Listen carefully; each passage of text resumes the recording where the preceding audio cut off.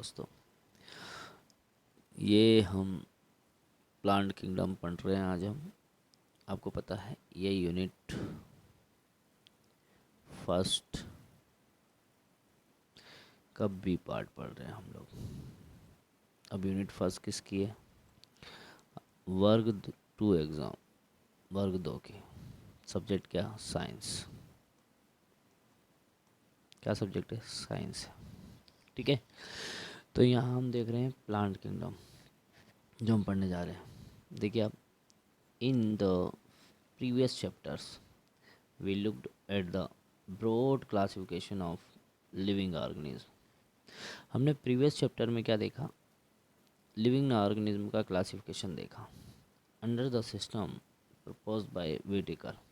और वो क्लासिफिकेशन जो दिया था व्हिटेकर ने दिया था। कब दिया? 1969 में। Where in he suggest the 5 kingdom classification.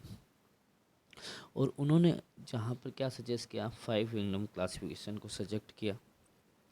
Monera, Protista, Fungi, Animalia और Plantae.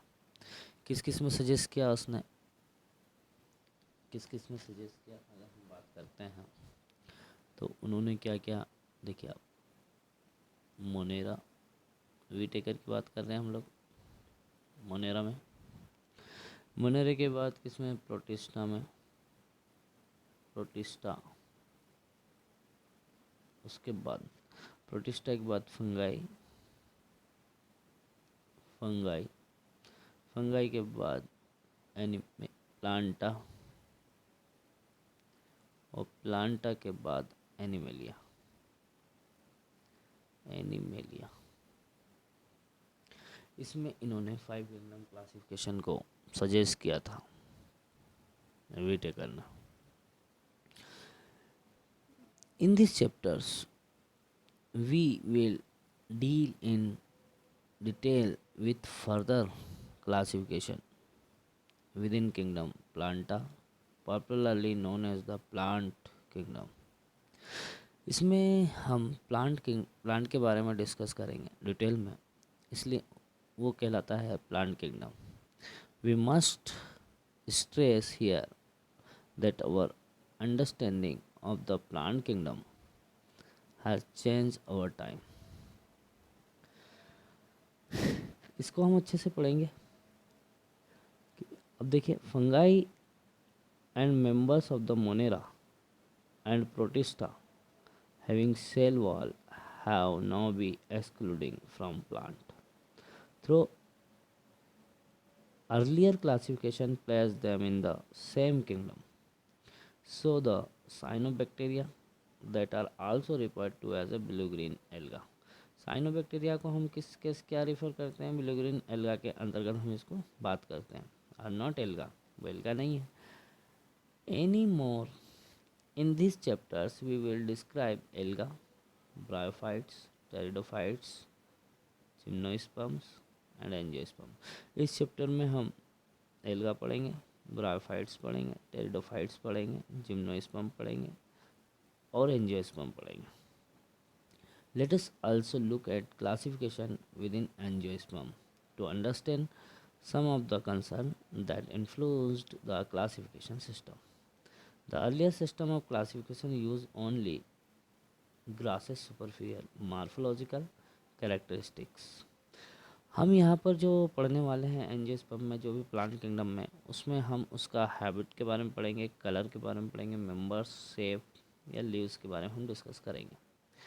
They were based mainly on vegetative character or the endosomal structure। Linnaeus ने 2 किंगडम क्लासिफिकेशन दिया था, प्लांट और Animalia. Such systems were artificial that characteristics। Also the artificial system gave equal weight to death and sexual characteristic। This is not acceptable since we know that often a vegetative characters are more easily affected by environment as against natural classification system। ठीक है, तो हम one by one थोड़ा सा अब start करने वाले हैं धीरे धीरे।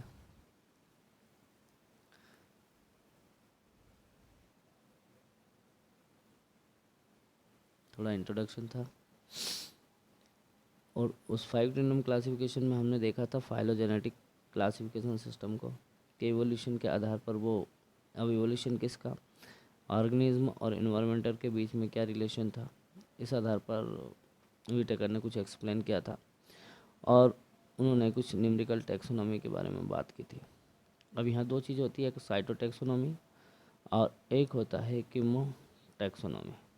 ठीक है, तो यहाँ हम जो पढ़ने जा रहे हैं वो एल्गा है। हमारे लिए इम्पोर्टेंट क्या चीज़ है, एल्गा है, इसका पढ़ेंगे। Alga are chlorophyll bearing simple thalloid autotrophic and largely aquatic. Alga जो होता है वो क्लोरोफिलस होता है, सिंपल थैलोइड्स होता है, ठीक है, एक्वेटिक होता है। अब एक्वेटिक में कहाँ रहता है, फ्रेश वाटर और मेराइन वाटर। फ्रेश वाटर और मेराइन वाटर ऑर्गेनिज्म होता है। ये अलग अलग हैबिट पे हमको देखने को मिलता है। मॉइस्ट स्टोन में देखने को मिलेगा, सॉल्ट्स में या वुड्स में हमको देखने को मिलेगा। लेकिन कुछ जो रहते हैं वो फंगाई के साथ एसोसिएट फॉर्म में रहते हैं, जिसे हम क्या कहते हैं, एल्केन कहते हैं। और एनिमल के साथ भी होते हैं, जैसे स्लॉथ बियर, उसके साथ भी आपको ये देखने को मिलते हैं। The form and size of alga is highly variable. Alga का फॉर्म और साइज जो रहता है बहुत ही वेरिएबल होता है, चेंजिंग फ्रॉम कॉलोनियल। अब कॉलोनियल की बात करें तो कौन आता है, वॉलबॉक्स। और फ्लामेंटस की बात करें तो कौन आता है, यूलोथ्रिक्स, स्पायरोगायरा। इनमें से कुछ जो रहता है ना वो मेराइन फॉर्म में होते हैं, जैसे कि कैल्प फॉर्म। ठीक है, एल्गा, सबसे इम्पोर्टेंट बात है, एल्गा रिप्रोड्यूस करता है वेजिटेटिव, आसेक्चुअल और सेक्चुअल मेथड से। एल्गा का रिप्रोडक्शन जो होता है वो वेजिटेटिव होता है, आसेक्चुअल होता है और सेक्सुअल होता है। वेजिटेटिव रिप्रोडक्शन में क्या होता है, किस किस के द्वारा होता है, फ्रेगमेंटेशन के द्वारा, क्योंकि एल्गा जो है वो फ्रेगमेंट डेवलप होकर क्या बना लेते हैं, वो थैलस बना लेते हैं। और असेक्सुअल रिप्रोडक्शन जो रहता है ना, उसकी बात अगर करते हैं तो ये different type of spores form कर लेता है। ठीक है, सबसे मोस्ट कॉमन जो होता है वो जू स्पोर होता है। असेक्सुअल रिप्रोडक्शन में सबसे मोस्ट कॉमन जो होता है वो क्या होता है, जू स्पोर होता है। दे आर फ्लैजिलेटेड, जो कैसा रहता है, फ्लैजिलेटेड होता है, मतलब मोटाइल होता है, मूवमेंट कर पाता है और जर्मिनेशन के द्वारा एक न्यू प्लांट डेवलप कर लेता है। कि सेक्सुअल रिप्रोडक्शन की बात अगर हम करते हैं तो सेक्सुअल रिप्रोडक्शन जो होता है वो फ्यूज़न, टू गैमेट आपस में फ्यूज़ हो जाते हैं। और ये जो गैमेट होते हैं, ये gamete flagellated and similar size के होते हैं, जो कि आपको किस में मिलता है, यूलोथ्रिक्स में मिलता है। और नॉन फ्लैजिलेटेड, नॉन मोटाइल, अगर नॉन फ्लैजिलेटेड नॉन मोटाइल होता है लेकिन सिमिलर ही साइज में होते हैं, जैसे स्पायरोगायरा। ये जो रिप्रोडक्शन इस तरह का, इस रिप्रोडक्शन जो कहलाता है वो आइसोगेमस होता है। आइसोगेमस मतलब जिसका गैमेट जो रहता है वो सेम होता हो, उसे आइसोगेमस कहते हैं। लेकिन मोटाइल और नॉन मोटाइल दो पार्ट में हमने डिवाइड किया। Fusion of two gametes dissimilar, लेकिन अब दो गैमेट जो है वो आप डिसिमिलर है उसके साइज के आधार पर। तो वो एग्जाम्पल हमको किसमें मिलता है, एंडोराइनम मिलता है। इन्हें हम एनाइसोगेमस कहते हैं। क्या कहते हैं हम इसको, एनाइसोगेमस हम कहते हैं। अब एनाइसोगेमस हमने कहा है इनको, fusion between one large non motiles static female gametes and a small motile male gametes is termed as oogamous. Oogamous आपको वॉलबॉक्स और फ्यूकस में मिलेगा, जिसमें क्या होता है, एक लार्ज गैमेट होता है, वो कैसा होता है, नॉन मोटाइल होता है, जो कि फीमेल है। एंड एक छोटा होता है जो मोटाइल गैमेट है, उसे हम बोलते हैं मेल है वो। तो इस कंडीशन में हमको मिलेगा वॉलबॉक्स और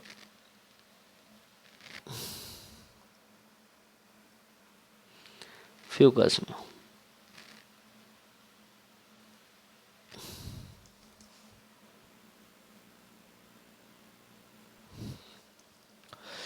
अब आपको इसमें यहाँ पर जो दिख रहे हैं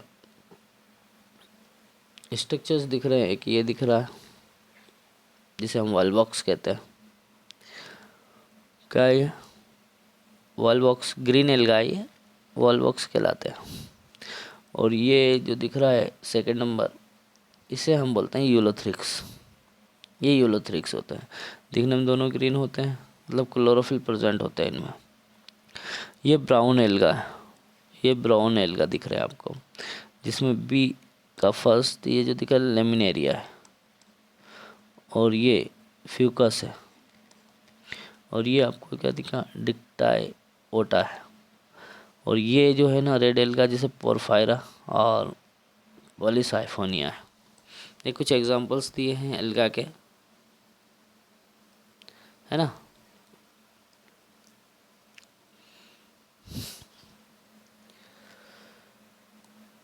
एल्गा जो रहता है are usually two main in variety of wave, ठीक है। ये क्या, at least of half of the total carbon dioxide fixation on the earth, earth पर कार्बन डाइऑक्साइड का फिक्सेशन करता है ये। किसके द्वारा? एल्गा, एल्गा के द्वारा होता है। किसके थ्रू? फोटोसिंथेसिस द्वारा। Photosynthesis the increase the level of dissolved oxygen in their immediate environment, their of amount paramount importance. मतलब ये प्राइमरी प्रोड्यूसर होते हैं जिन्होंने सबसे पहले जो कार्बन डाइऑक्साइड है उसको डिकम्पोज किया था, और फोटोसिंथेसिस के द्वारा उन्हें फूड मटेरियल का फॉर्म किया था, ठीक है। बहुत सारी स्पीसीज है, जैसे पोरफायरा है, लेमिनेरिया है, सोर्गोसम है। लगभग 17 स्पीसीज जो रहती है ना वो मेराइन होती है।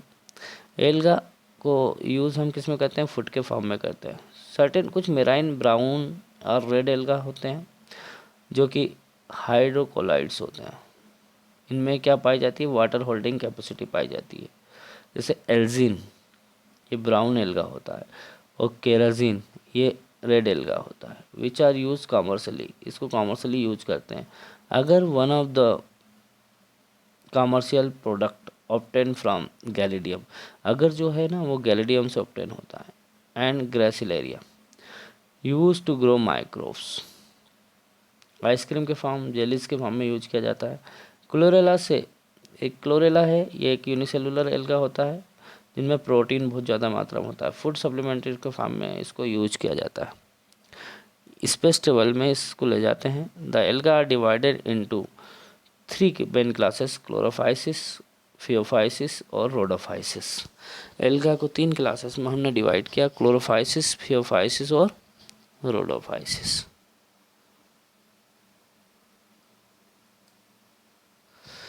तो आज हम क्या करते हैं, यहीं तक ही पढ़ते हैं। कल हम जो डिस्कस करेंगे ना वो क्लोरोफाइसिस, फियोफाइसिस और रोडोफाइसिस तीनों डिस्कस करेंगे।